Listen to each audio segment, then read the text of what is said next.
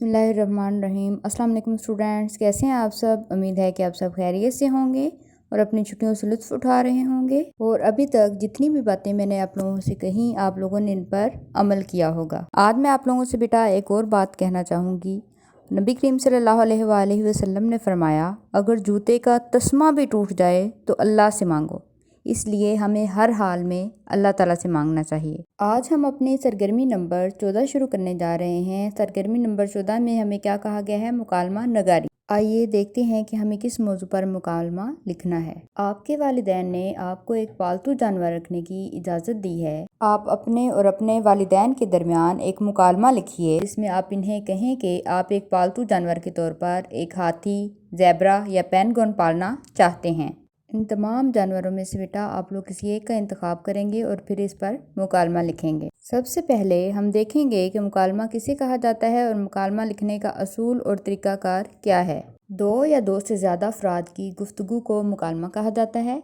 अच्छा मुकालमा लिखने के लिए इन असूलों का ख्याल रखिए। मुकालमे के मौजू के मुताबिक बातचीत तहरीर करें। मुकालमे ज़्यादा तवील या ज़्यादा मुख्तसर ना हो। मुकालमा आसान ज़ुबान में हो और अच्छे मुकालमे में रमूज़े औकाफ यानी कि सख्ता, ख़त्मा, सवालिया, अलामत जो है इनका मुनासिब इस्तेमाल करें। जी, तो हम अपने मुकालमे का आगाज़ कुछ इस तरह से करेंगे। सबसे पहले नाम लिखेंगे अहमद। अहमद कह रहा है अपनी अम्मी से अस्सलाम वालेकुम।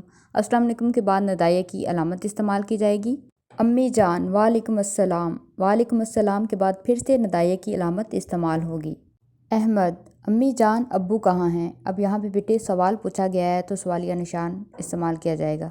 मुझे आप दोनों से इजाज़त चाहिए। अब्बू जान किस बात की इजाज़त चाहिए? अब यहाँ पे फिर से अब्बू जान सवाल पूछ रहे हैं अहमद से, तो किस चीज़ की अलामत इस्तेमाल होगी? जी, सवालिया निशान की। अहमद, अब्बू जान आपने मुझे एक पालतू जानवर रखने की इजाज़त दी है, उसी के बारे में बात करना चाहता हूँ। अब यहाँ पे बेटे फ़िक्रा मुकम्मल हो गया तो ख़त्मा की अलामत इस्तेमाल होगी। अम्मी जान बोलो बेटा के बाद नदाये की अलामत इस्तेमाल होगी। आप कौन सा जानवर रखना चाहते हो? अहमद, अम्मी जान मैं एक हाथी रखना चाहता हूँ। इसके बाद बेटे फ़िक्रा मुकम्मल हुआ तो कौन सी अलामत इस्तेमाल होगी? जी बिल्कुल, ख़त्मा इस्तेमाल होगा। अब्बू जान लेकिन अहमद, हाथी बहुत बड़ा जानवर है, इसे कैसे घर में रख सकते हो? अम्मी जान जी हाँ बेटा, हाथी बहुत बड़ा जानवर है और जंगल में रहता है, इसे घर पर कैसे रखोगे? अहमद, अब्बू जान हाथी का ख्याल मैं रखूँगा और इसकी खुराक का भी ख्याल रख लूँगा। अब्बू जान लेकिन बेटा हाथी बहुत बड़ा जानवर है, इसको घर में नहीं रखा जा सकता और ना ही आप इसको संभाल सकते हो। यहाँ पे जुमला मुकम्मल हुआ तो किस चीज़ की अलामत आएगी? जी, ख़त्मा की। अम्मी जान बेटा आप कोई छोटा जानवर रखो जिसका आप ख्याल रख सको और उसकी खुराक और माहौल के बारे में आपको मालूम हो।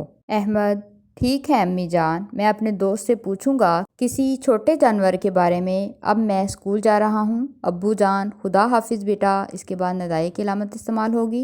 अहमद, खुदा हाफिज़। इसके बाद फिर से नदाये की अलामत इस्तेमाल होगी। आप लोग भी बेटा इसी तरह मुकालमा लिखेंगे। खुदा हाफिज़, ख्याल रखिएगा अपना।